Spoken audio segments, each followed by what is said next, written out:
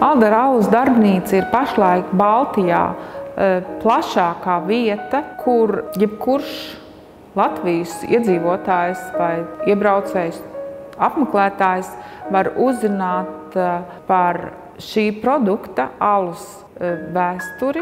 Vieta radās 19. gadsimtā, kad industrializācijas laikmets iestājās, kad Dombrovskis būvēja tur, kur pašlaik Ziemeļblāzma savu koku pludināšanas rūpnīcu, tad šeit tika izveidota tieši Daugavai blakus, kur pašlaik ir, protams, asfaltēts un atgūtas zemes, bet tajā laikā bija Daugava, tika izveidota alus ražošanas rūpnīca neliela Waldschlussen. Alderis pieder Carlsberg grupai, kas ir starptautiski liela grupa, kurai katrā valstī ir viena ražotne, un kuriem faktiski interesē lielā mērā tikai ekonomiski rādītāji, lai tikai būtu vairāk pārdots. Tā ir tomēr atsevišķu cilvēku iniciatīva, kas saprot, ka lietas nav tikai reducējamas uz vienkāršu prastu ražošanu, bet ka tā ir iespēja kaut kādai vietai attīstīties un mainīties.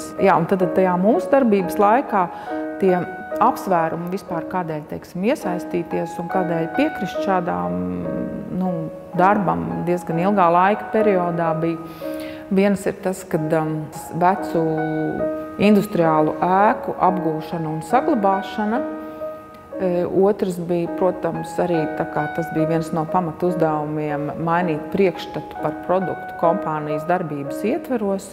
Un trešais, kas ir ļoti būtisks, mēs iesaistījāmies tajā, ko es sauktu par Sarkandaugavas revitalizāciju. Industriālo mantojumu nav par katru cenu jāsakopja vai jārestaurē. Tas dod cilvēkiem to viņu identitātes sajūtu, un ka viņi ir tās vēsturiskās plūsmas sastāvdaļa.